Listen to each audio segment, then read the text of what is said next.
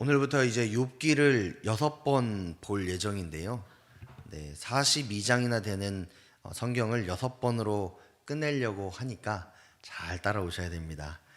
욥기는 스스로 지혜롭다 여기는 우리에게 겸손하게 하나님을 인정하고 모든 것보다 뛰어나신 그 하나님만을 신뢰하고 또 하나님의 은혜를 사모하는 것이 가장 지혜로운 것임을 우리에게 가르쳐주는 책입니다. 또한 하나님을 온전하게 만난 우리가 어떤 삶을 살아야 할지를 교훈하는 책이기도 합니다. 오늘부터 이 6주 동안에 욥기에서 중요한 부분들만 조금 살펴보면서 욥기를 통한 하나님의 뜻이 무엇인지 또 우리는 어떻게 살아야 되는지를 함께 나누면서 이제 공부를 해보려고 합니다. 먼저 욥기의 구조에 대해서 좀 볼 필요가 있습니다. 한번 화면을 보실까요? 욥기의 구조를 보면 1장 1절부터 2장 13절까지 전언이고, 두 번째 3장 1절부터 42장 6절까지는 이제 대화가 나와 있습니다. 욥과 세 친구들, 그리고 엘리후, 하나님과 욥, 그리고 마지막으로 종언 42장 7절부터 17절까지 이렇게 나와 있는데, 이 욥기의 구조를 우리가 볼 때에 욥기는 지혜 문학에 속해 있는 책입니다. 그렇기 때문에 이 지혜 문학은 시편, 잠언, 전도서, 아가서 이런 책들이 있는데, 이런 책들의 특징이 뭐냐라고 했을 때에 이 의미를 함축하거나 비유를 해서 표현하는 장면들이 많이 있습니다. 그렇기 때문에 이것을 어떻게 해석하느냐가 학자들마다 혹은 설교자들마다 다 다양하게 나올 수 있습니다. 제가 이렇게 말씀드리는 것은 뭐냐? 제가 한 말은 A라고 했을 때에 다른 사람은 B라고 이야기할 수 있다라는 거, A는 맞았고 B는 틀렸다 이런 말이 아니라 저는 저 나름대로 제가 묵상하고 참고 자료에 의해서 설교하는 거니까 오해하지 마시고, 또 다른 사람은 이렇게 얘기했는데 왜 최 목사는 이렇게 얘기했냐라고 판단하지 마시고 은혜로만 들으시고 기도로 하시고 또 나에게 적용하셔서 하나님이 기뻐하시는 뜻이 뭔지를 깨닫는 그런 귀한 시간이 되셨으면 좋겠습니다. 이 구조를 통해서 볼 수 있듯이 우리가 요나서도 그런 구조라고 말씀드렸었는데 이 샌드위치와 같은 구조를 가지고 있습니다. 욥기도. 그렇기 때문에 이 전언과 종언만 봐도 욥기는 이런 내용이구나를 알 수 있습니다.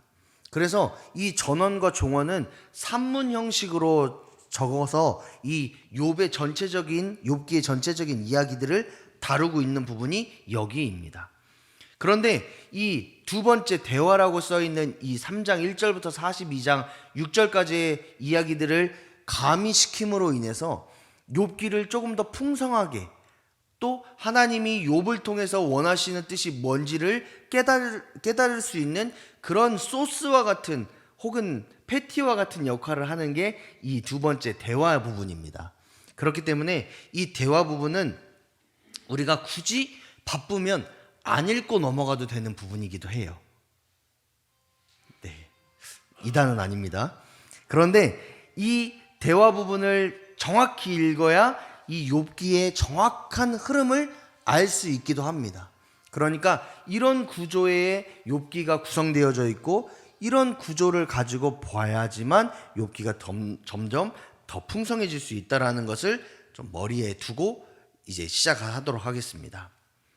오늘 우리가 읽은 본문을 보면 욥에 대한 설명이 나와 있습니다. 이 욥기를 잘 이해하기 위해서는 이 중심 인물인 욥이 어떤 사람인지를 먼저 이해하는 것이 굉장히 중요한데, 먼저 1절을 한번 보겠습니다. 1절을 다 같이 한번 읽어보겠습니다. 시작.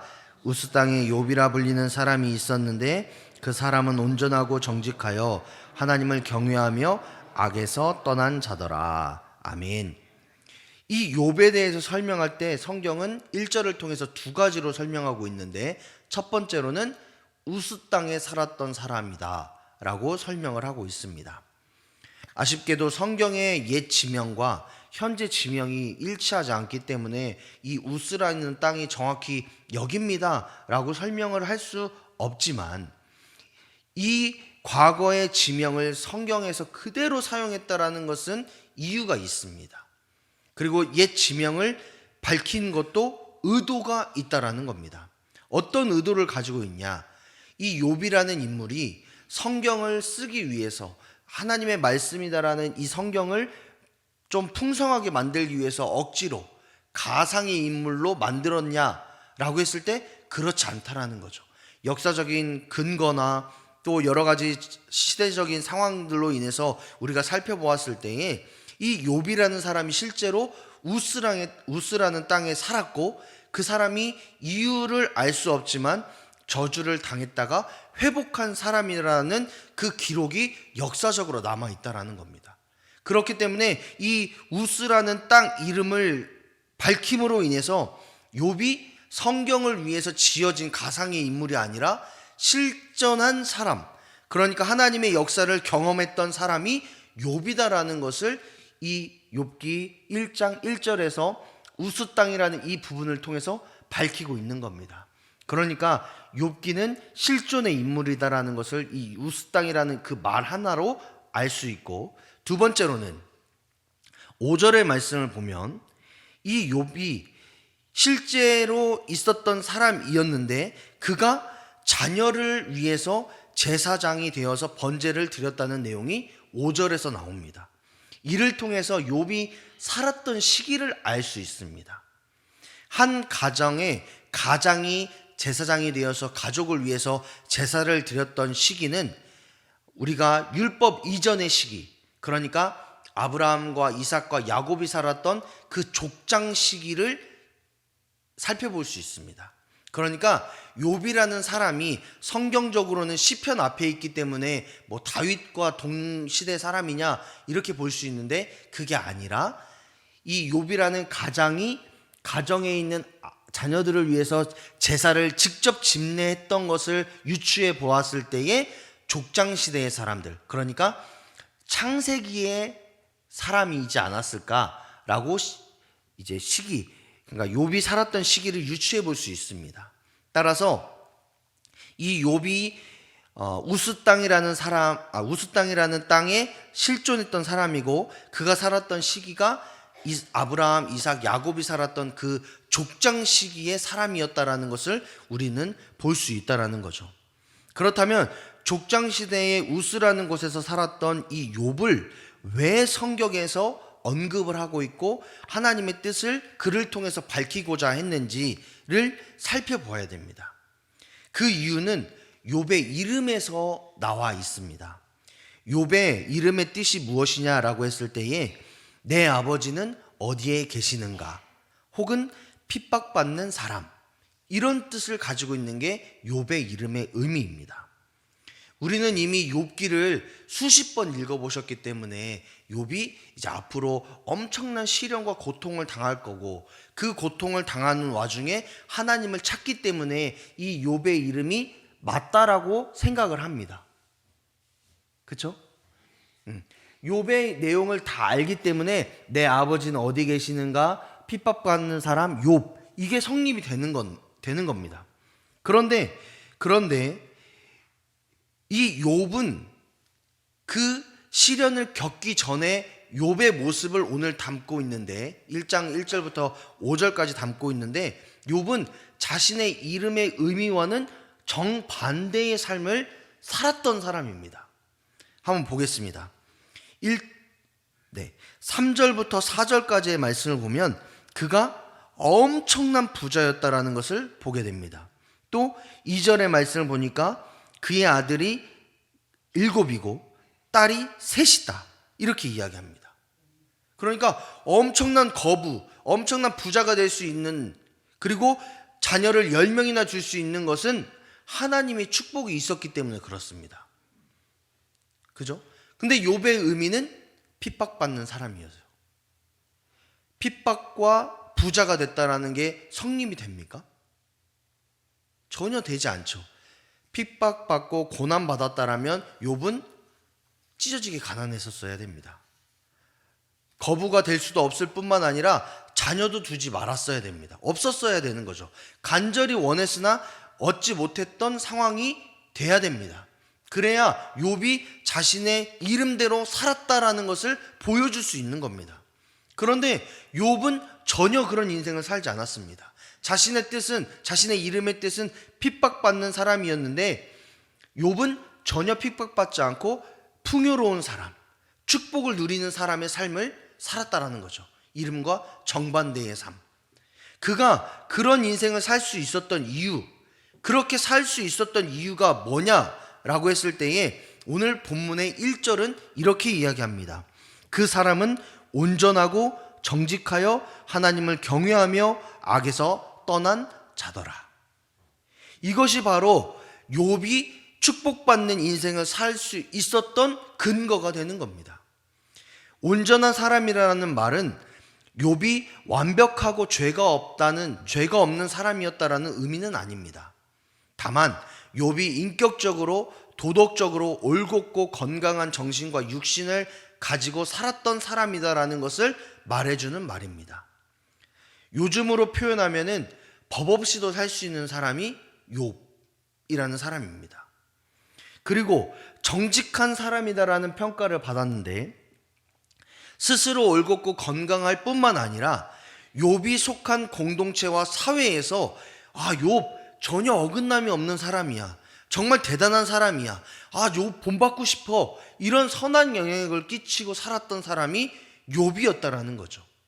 그러니까 자신의 삶을 잘 가꿀 뿐만 아니라 다른 사람들에게 선한 영향력을 끼침으로 인해서 하나님께 인정받고 사람들에게 인정받았던 사람이 바로 욥이라는 사람이다라는 거죠.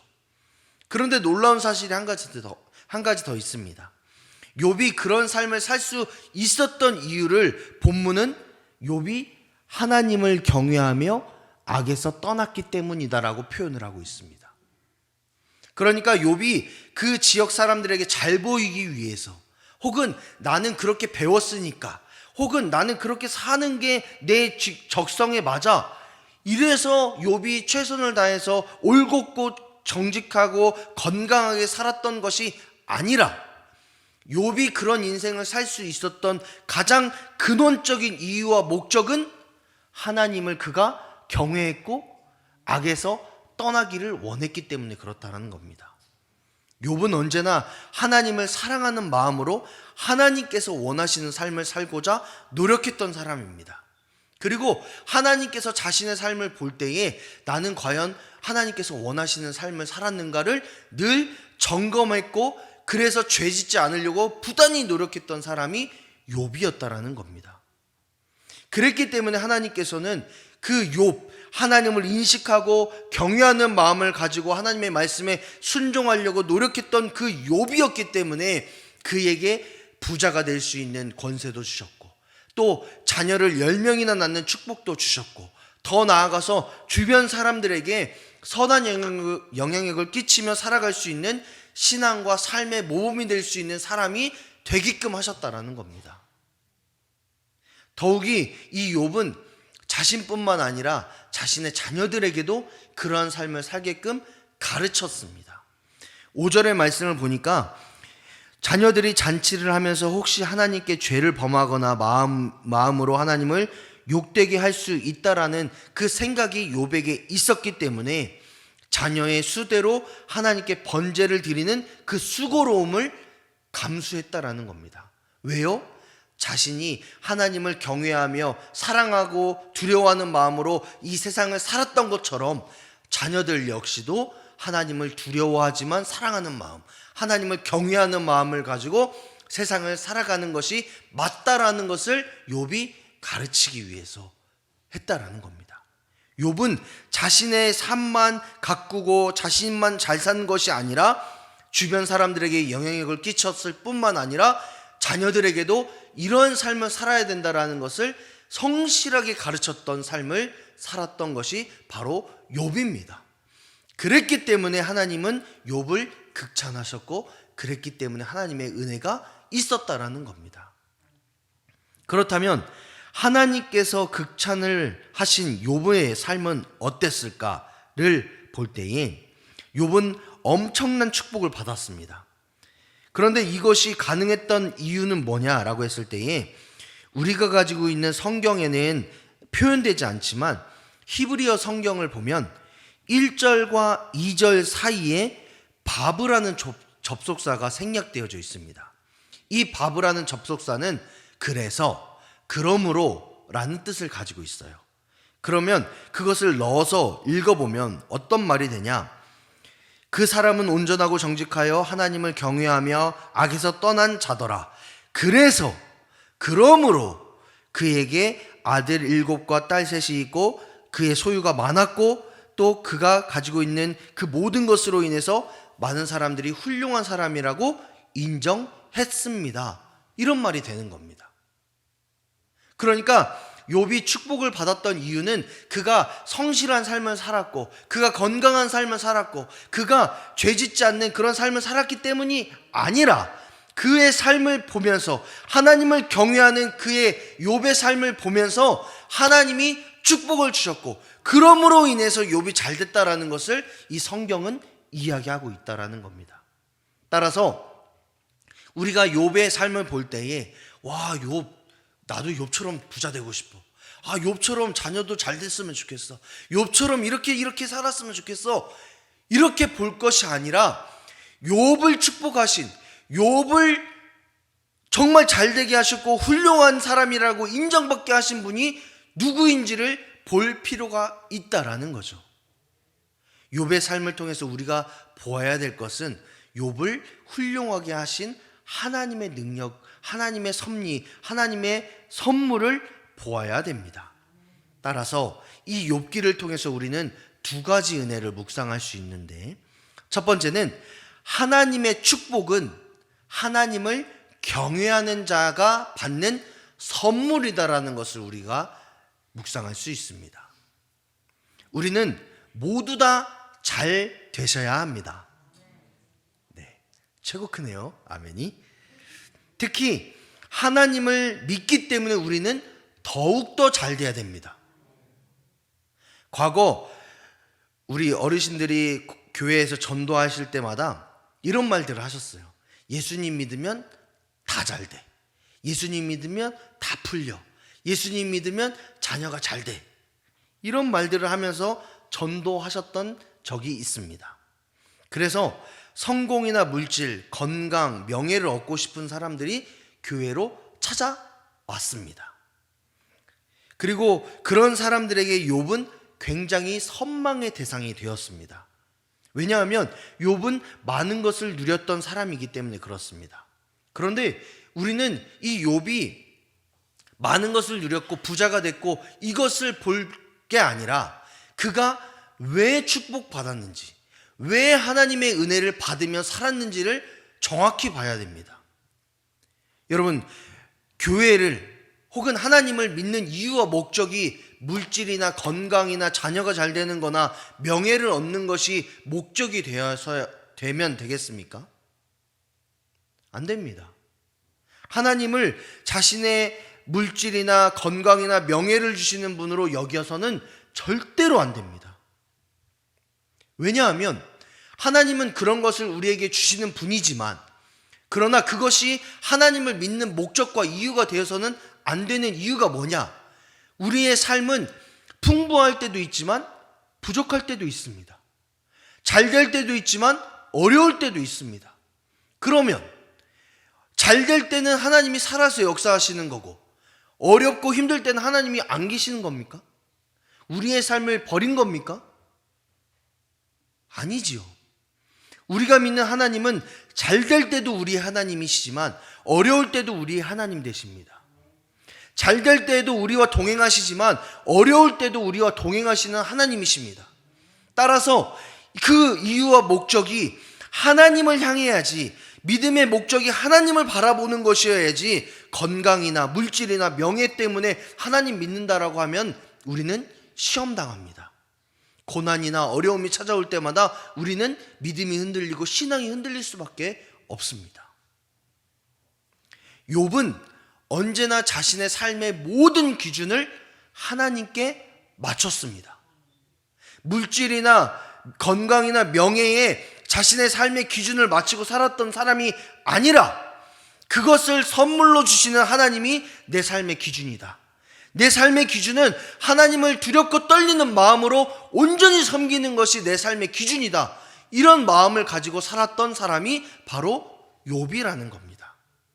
그랬기 때문에 욥은 하나님께서 기뻐하시는 일을 위해서 날마다 애썼고 자녀들에게까지 하나님 앞에 죄 지으면 안 된다라는 것을 몸소 번제를 자녀들의 수에 따라서 드리는 것으로 인하여서 자녀들에게 가르쳤던 것이 욥입니다.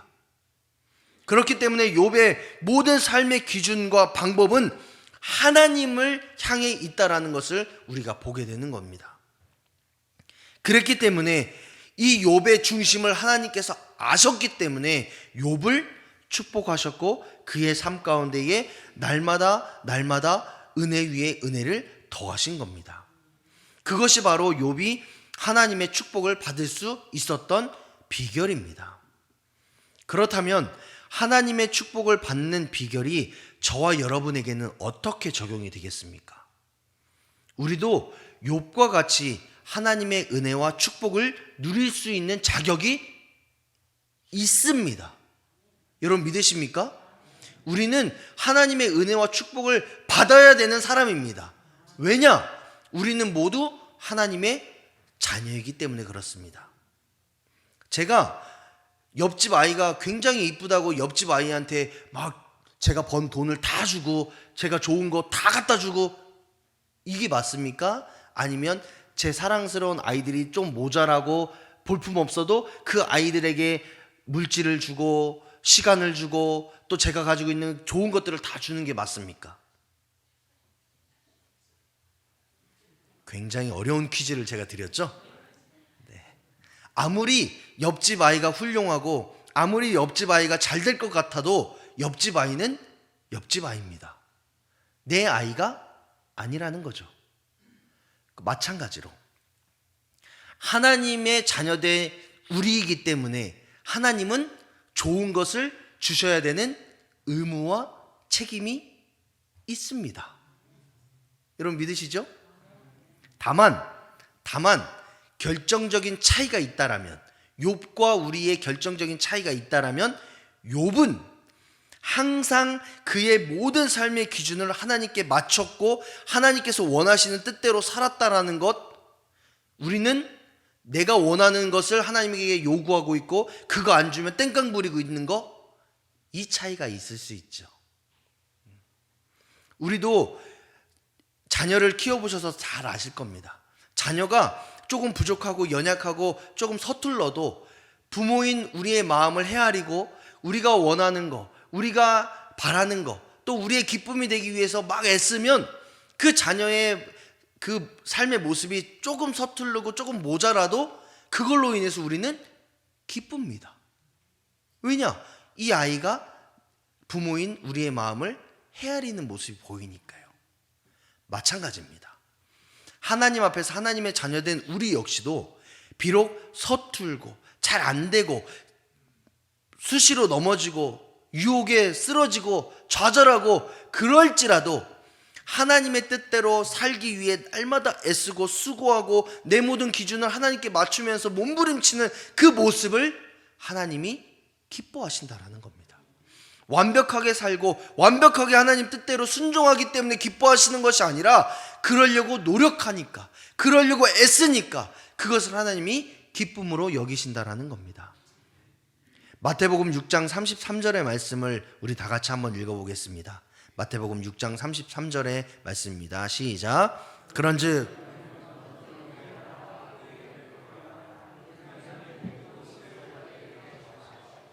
아멘. 예수님도 하나님 나라와 의를 구하는 삶을 우리가 살아갈 때에 하나님의 은혜와 축복이 보너스처럼 우리에게 주어진다라고 말씀하셨습니다. 그런데 여기에서 중요한 게 있습니다. 너희는 먼저 그의 나라와 그의 의를 완벽하게 만들어라 라고 말씀하셨습니까? 아닙니다. 예수님도 그의 나라와 그의 의를 구하라고 말씀하셨습니다. 여기서 구하라는 말은 최선을 다해서 우리의 삶을 통해 실천하라는 말이지 완벽하게 구축해내라는 말은 전혀 아닙니다. 따라서 예수님도 우리의 연약함을 아셨어요. 우리의 부족함을 아셨기 때문에 그런 인생을 살려고 부단히 노력해라. 부단히 애써라. 그러면 이 모든 것을 너희에게 더하시는 하나님의 은혜를 경험하게 될 거다라는 말씀을 하신 겁니다. 우리는 부족하지만, 우리는 연약하지만, 우리는 완벽하지 않지만 날마다 하나님 나라의 의를 위해, 날마다 하나님 나라의 영광을 위해, 날마다 하나님의 이름을 널리 알리기 위해 애쓰고 수고하며 내 삶을 단련해 나가고 내 삶을 정돈해 나가면 하나님께서는 그 삶의 모습을 보시면서 영광 받으실 뿐만 아니라 우리의 필요를 채우시고 우리에게 은혜를 베푸시는 분이심을 여러분 기억하시기를 바랍니다. 욥이 축복받았던 비결은 여기에 있습니다. 욥이 다른 어떤 것에 기준을 두지 않고 오직 하나님께 기준을 두고 하나님을 경외하며 악에서 떠났기 때문에 하나님이 그것을 기쁨으로 여기셨고 그에게 베푸셨다라는 겁니다. 따라서 우리 역시도 그런 인생을 사셔야 됩니다. 하나님, 나 잘되게 해주세요. 하나님, 우리 자녀들 복받게 해주세요. 건강 주세요. 명예 주세요. 권력 주세요. 이게 우리의 기도 제목이 아니라 하나님, 나는 비록 연약하지만 하나님의 뜻대로 살기를 소망합니다. 하나님을 경외하며 하나님 중심의 삶을 살기를 소망합니다. 하나님이 기뻐하시는 그 일에 나는 부족하지만, 나는 연약하지만 누구보다 앞장서서 그 일에 나아가겠습니다. 이렇게 기도하고 나아가면 하나님이 건강 주시지 않겠습니까? 하나님 능력 주시지 않겠습니까? 그걸 감당할 수 있는 재물도 주시지 않겠습니까? 저는 그런 하나님을 믿습니다. 여러분도 그런 하나님을 믿으시죠? 그러면 우리는 그 일을 위해 날마다 기도하셔야 됩니다. 하나님, 이 일이 부담스럽습니다, 못하겠어요가 아니라 하나님, 내가 그 일을 감당할 수 있는 힘과 능력과 건강 주십시오. 그래서 내가 하나님의 영광을 위해서 감당하겠습니다. 이게 성숙한 신앙인의 모습입니다. 두 번째로 깨닫는 것은 우리의 삶을 역전시킬 수 있는 방법은 오직 하나님께만 있습니다. 여러분 믿으십니까? 아멘. 이스라엘은 자녀의 이름을 지을 때에 자녀를 향한 소망이나 축복의 말을 담아 적습니다. 그리고 자기의 신앙의 고백을 담아서 자녀의 이름을 짓습니다. 제 이름이 최성묵인데 최는 어쩔 수 없이 주어진 이름이잖아요. 최 씨 성을 둔 아버지를 뒀으니까 어쩔 수 없이 주어진 최 씨는 이제 넘겨두고 성묵이 있는데 성자는 거룩할 성자입니다. 네, 정말 안 어울리는 단어인데 거룩할 성자에 침묵할 묵자. 멋있죠? 의미는 굉장합니다. 근데 그렇게 못 살아서 그렇죠. 네, 거룩한 침묵을 가지고 하나님의 영광을 위해 살아라 라고 저희 할아버지가 지어주셨습니다. 네, 저희 아버지는 제 이름을 최정묵이라고 지었어요. 바를 정자에 침묵할 묵자. 성묵인 게 감사해요. 정묵이었으면 좀 창피할 뻔했는데 어쨌든 제 이름을 지을 때 저희 할아버지와 저희 아버지는 이런 인생을 살았으면 좋겠다라는 마음을 담아 이름을 정했습니다. 그러면 욥의 부모님은 욥의 이름을 지을 때 무슨 생각을 가지고 지었을까요? 욥의 이름의 뜻이 뭐였죠? 핍박받는 자, 핍박받는 사람. 너는 인생에 핍박만 가득해라, 이런 마음으로 욥의 부모가 이름을 지었을까요? 물론 이렇게 지었을 수는 있습니다. 핍박이 너의 삶 가운데 가득할지라도 너는 반드시 하나님을 의지하면서 승리해라, 이거겠죠. 네. 그런데 어떤 뜻을 가지고 어떤 마음으로 가졌는지는 모르겠습니다. 그러나 욥의 이름의 뜻은 핍박받는 사람입니다. 그러면 욥은 어떤 인생을 살았느냐? 욥의 이름의 뜻대로 그가 인생을 살았느냐라고 했을 때 욥은 전혀 그런 인생을 살지 않았습니다. 왜요? 그에게는 하나님이 계셨기 때문에 그렇습니다. 하나님을 경외하고 하나님을 사랑하고 하나님 중심의 삶을 살았기 때문에 그렇습니다. 욥이 하나님과 동행하고 하나님께서 욥의 삶 가운데 동행하시니 그는 더 이상 핍박받는 사람이 아니었고 부정적인 삶을 살아가는 사람이 아니었습니다. 오히려 핍박받는 사람들에게 자비를 베풀어주는 사람이었고 어려운 사람들에게 물질이나 혹은 도움을 주는 선한 영향을 끼치는 사람이었습니다. 그의 삶은 거부가 되었고 그의 자녀들은 10명이나 되었고 육신은 건강했고 정신도 건강했습니다. 이름대로 그가 살았다면 그의 삶은 망가졌어야 되고 좌절해야 되고 절망했어야 되는 삶이 욥의 인생의 삶이었지만 그는 승리의 인생을 살았습니다. 왜요?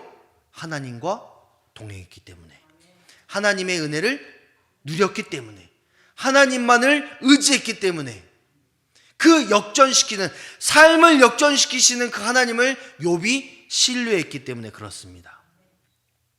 세상은 우리에게 긍정적인 마음을 가지고 할 수 있다는 생각으로 최선을 다하면 비록 힘들고 어려워도 그 일들을 할 수 있다, 삶을 바꿀 수 있다라고 말합니다.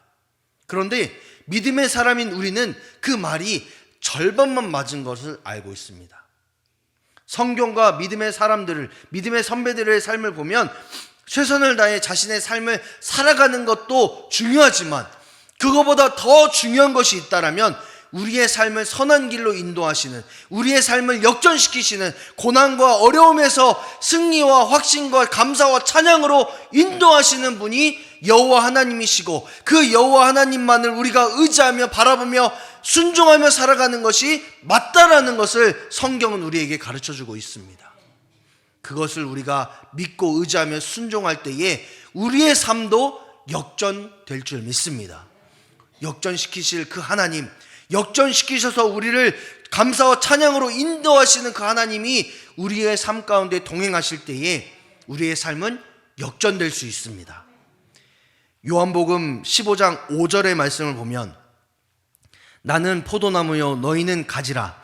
그가 내 안에 내가 그 안에 거하면 사람이 열매를 많이 맺나니 나를 떠나서는 너희가 아무것도 할 수 없음이라 라는 말씀을 우리에게 주셨습니다. 우리가 하나님 안에 거하고 하나님이 우리 안에 거하면 우리의 삶은 반드시 역전됩니다. 왜요? 하나님이 하나님의 자녀된 우리의 삶을 축복하시기 때문에 그렇습니다. 따라서 우리는 우리의 삶에 고난이 있을 때에, 어려움이 있을 때에, 슬픔이 있을 때에, 역경이 있을 때에 내 삶이 어디에 있는지를 점검해 봐야 됩니다.